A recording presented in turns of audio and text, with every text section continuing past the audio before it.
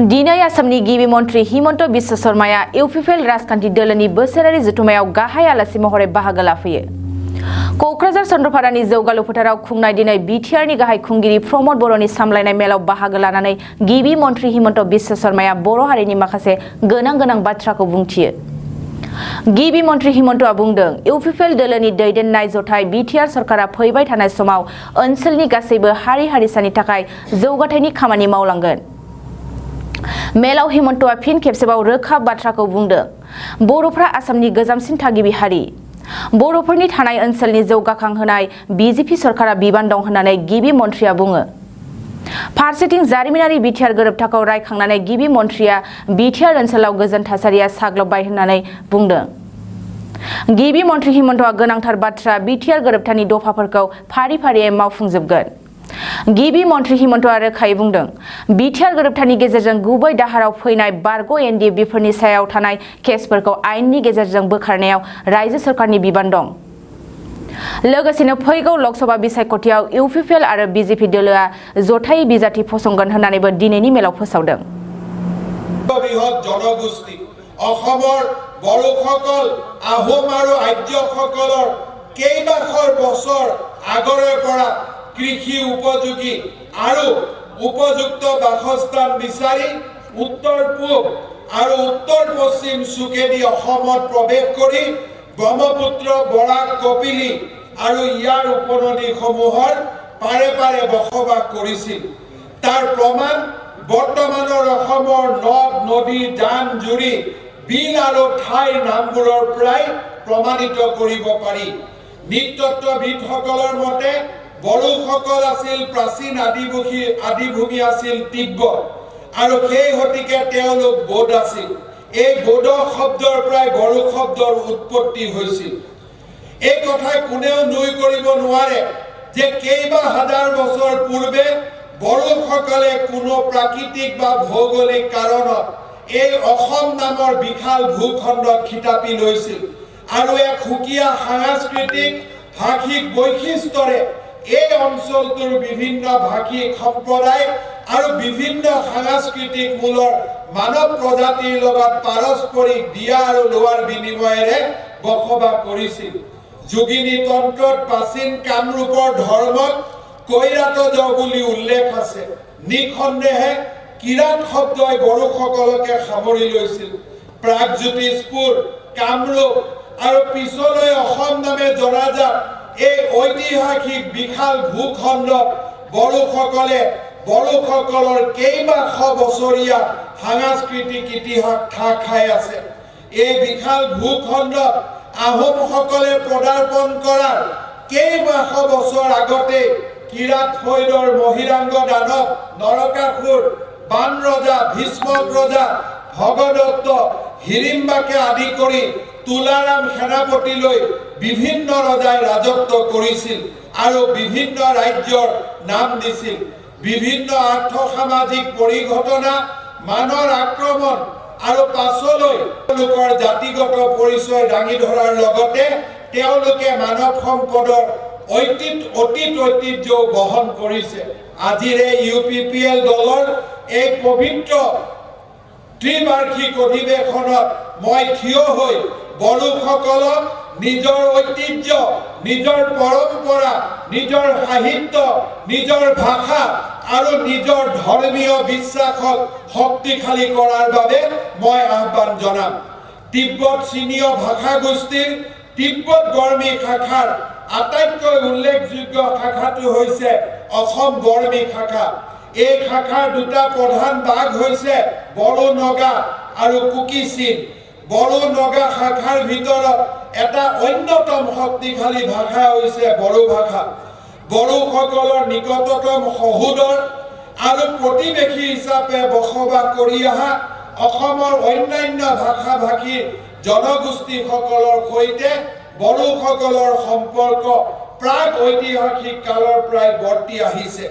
সহস্ৰাধিক বছৰ ওচৰা-ওচৰিকৈ বসবাস কৰাৰ ফলত বড়োসকলৰ অনুপম সাংস্কৃতিক উপাদানবোৰ অন্যান্য সংস্কৃতি, বিশেষকৈ বৃহত্তৰ অসমীয়া সংস্কৃতিৰ আজি অংগীভূত হৈ পৰিছে। বড়ো আৰু অসমীয়া ভাষাৰ ঐতিহাসিক সম্পৰ্ক গঢ়ি উঠিছিল বিভিন্ন আদান প্ৰদানৰ জৰিয়তে।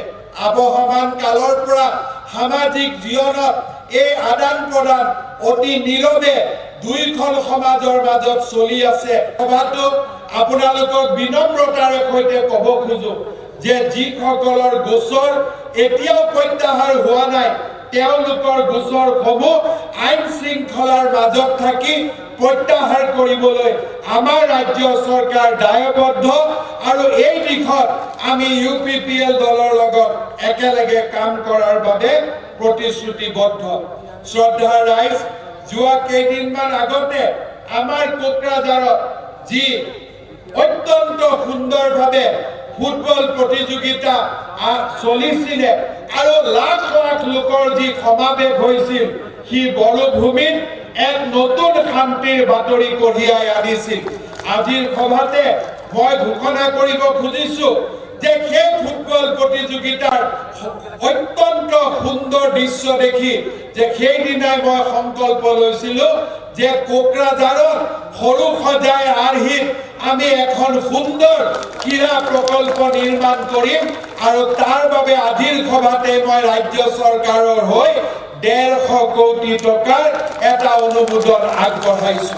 মই আশা কৰো যে মই অহা বছৰ যেতিয়াই কোকৰাঝাৰলৈ আহিম, 6 মাহ সময় লাগিব আৰু এই 6 মাহৰ ভিতৰতে আমি নতুনকৈ ষ্টেডিয়াম নিৰ্মাণৰ কামো আমি আৰম্ভ কৰিব পাৰিম। শ্ৰদ্ধাৰ ৰাইজ, আজি এইখন এখন ৰাজনৈতিক দলৰ অধিৱেশন। এই ৰাজনৈতিক দলৰ অধিৱেশনত ময়ো এটা ৰাজনৈতিক দলক প্ৰতিনিধিত্ব কৰো।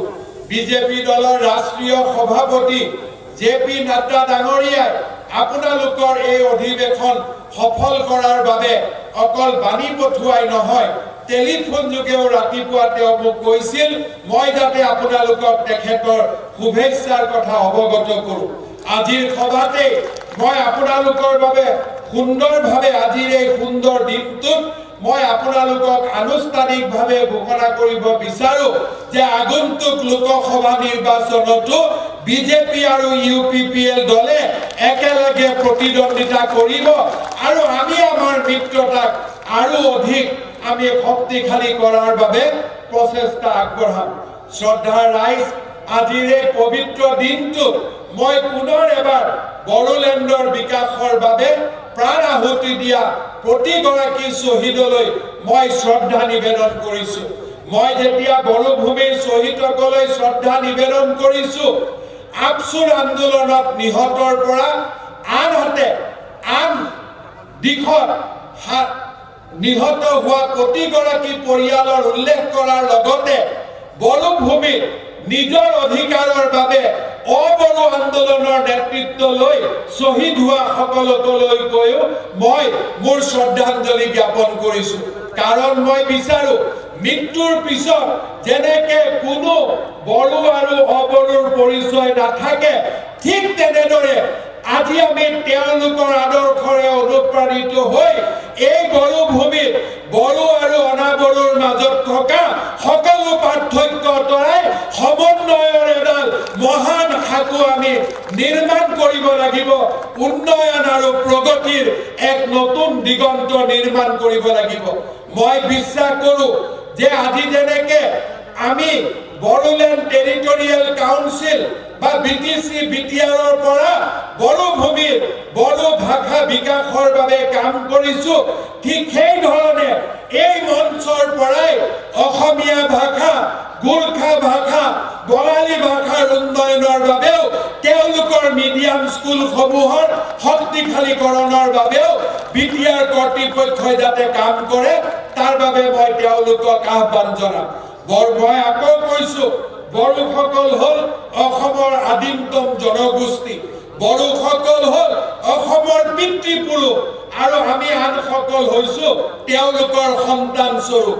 এজন পিতৃয়ে যেনেকে সকলো সন্তানৰ দায়িত্ব লয়, তেনেদৰে আমাৰ বড়ো নেতৃত্ব আৰু UPPL দলে বড়োভূমিত বাস কৰা সকলো জাতি জনগোষ্ঠীৰ নেতৃত্ব লওক, অভিভাৱকৰ দৰে দায়িত্ব লওক, সম বিকাশ আৰু সম উন্নয়নৰ বাবে গুৰুত্ব দিয়ক।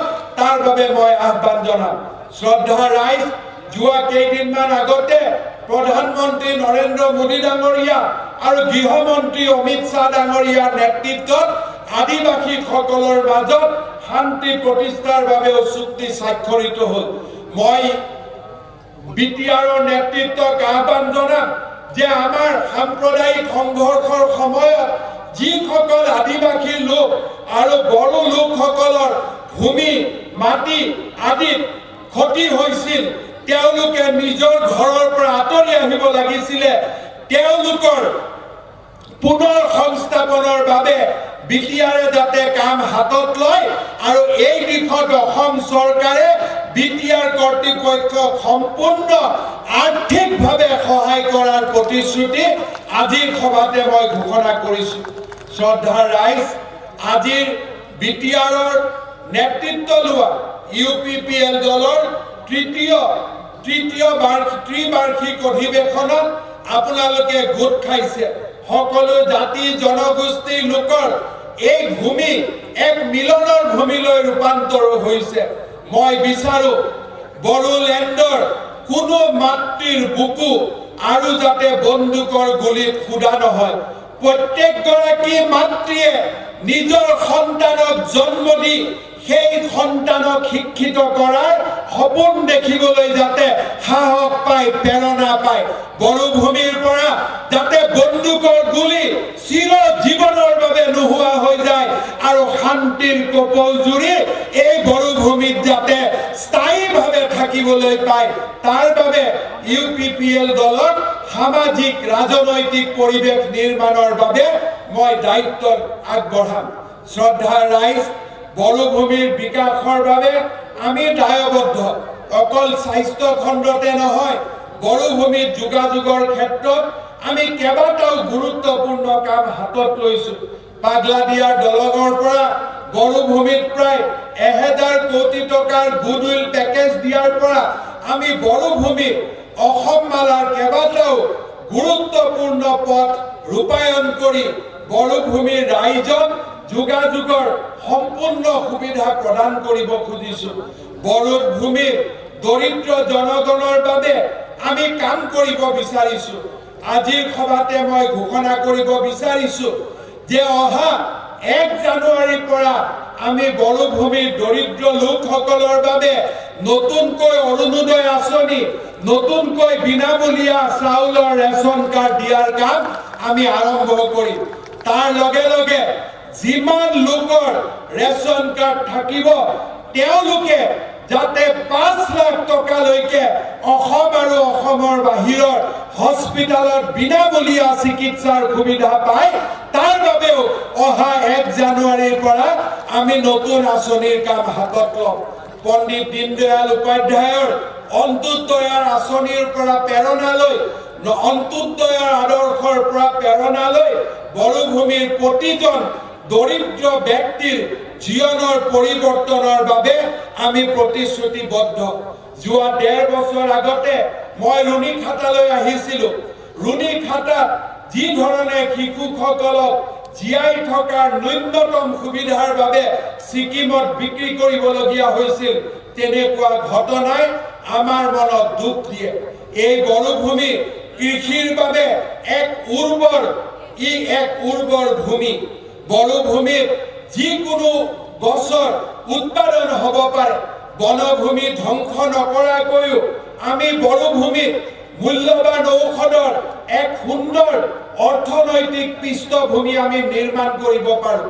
মই আশা কৰিম বিটিআৰৰ নেতৃত্বত এক সুন্দৰ অৰ্থনৈতিক কাৰ্যসূচীৰে আমাৰ বড়োভূমিৰ উন্নয়নৰ বাবে অনাগত দিনত আমি আত্মনিয়োগ কৰিম। শ্ৰদ্ধা ৰাইজ, আজিৰ এই সুন্দৰ